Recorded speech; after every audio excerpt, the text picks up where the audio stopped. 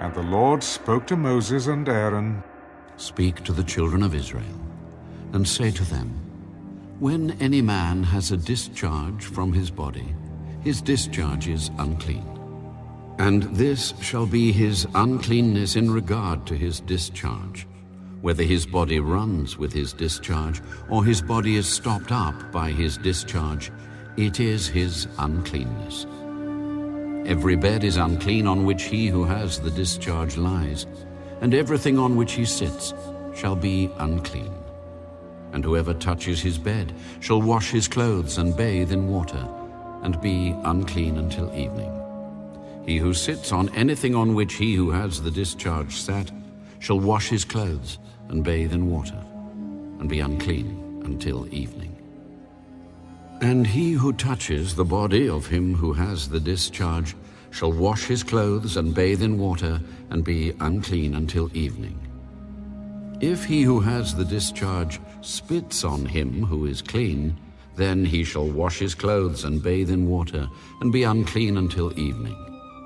Any saddle on which he who has the discharge rides shall be unclean.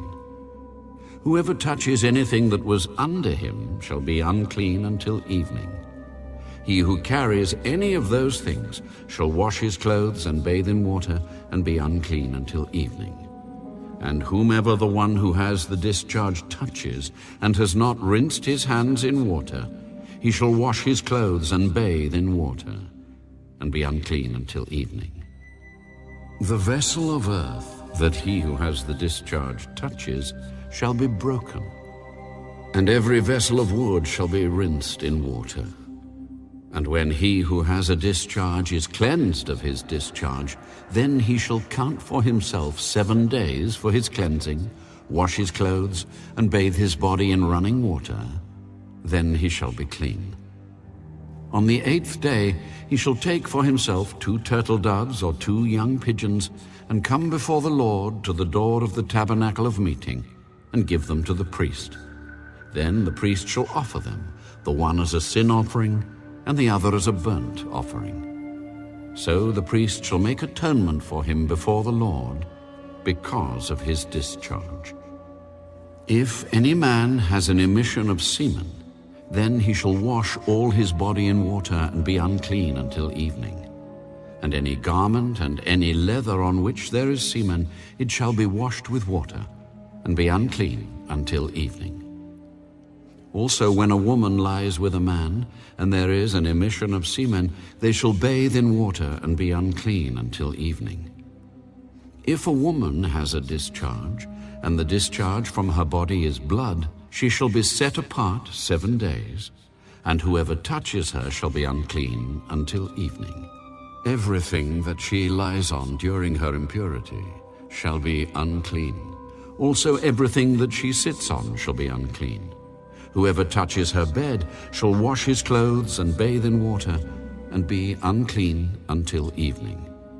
And whoever touches anything she sat on shall wash his clothes and bathe in water, and be unclean until evening. If anything is on her bed, or on anything on which she sits when he touches it, he shall be unclean until evening. And if any man lies with her at all, so that her impurity is on him, he shall be unclean 7 days, and every bed on which he lies shall be unclean. If a woman has a discharge of blood for many days, other than at the time of her customary impurity, or if it runs beyond her usual time of impurity, all the days of her unclean discharge shall be as the days of her customary impurity. She shall be unclean.